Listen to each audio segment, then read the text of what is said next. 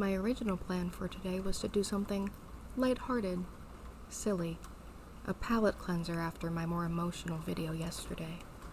But when a storm rolls in and the power goes out, and you're left with a very specific kind of lighting situation, kind of leaves me to feel like it's my obligation to talk about scary stories. I adore scary stories. I think what I love most about these kind of stories, other than the adrenaline rush of a good scare, are the meanings that you can find deeper within. What's really scary in the story?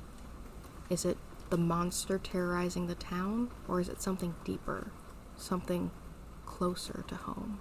Anyone who's read Frankenstein can tell you that it's not so easy saying who's the true monster in that tale. Is the true horror in Rosemary's Baby Satan's spawn? Or is it the gaslighting that happens to this poor woman during her pregnancy? Do I even have to go into Get Out and the absolute brilliance of what it's saying there? The real horror is systematic racism. Black Lives Matter.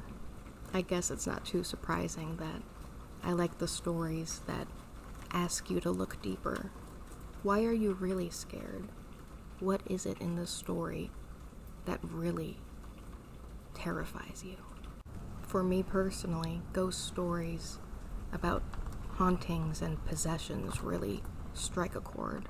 The idea of a supernatural force messing with you, making it so you can't trust your mind, at times perhaps even taking control of your body, the one thing that, bare minimum, you should always have control over.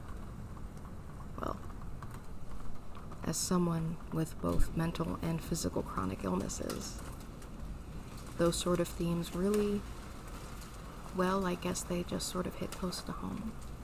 But through writing and telling stories, specifically in this genre, I can work through some of that.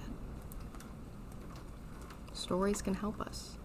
I'm going to talk more about horror archetypes being used to help us work through all sorts of more personal and real-life issues.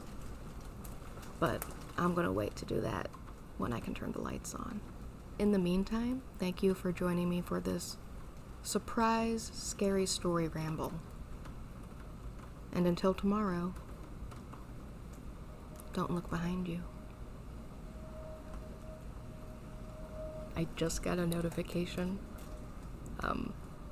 that Graham commented on a YouTube video, and I'm sitting here like, how'd I get that notification if the Wi-Fi's down?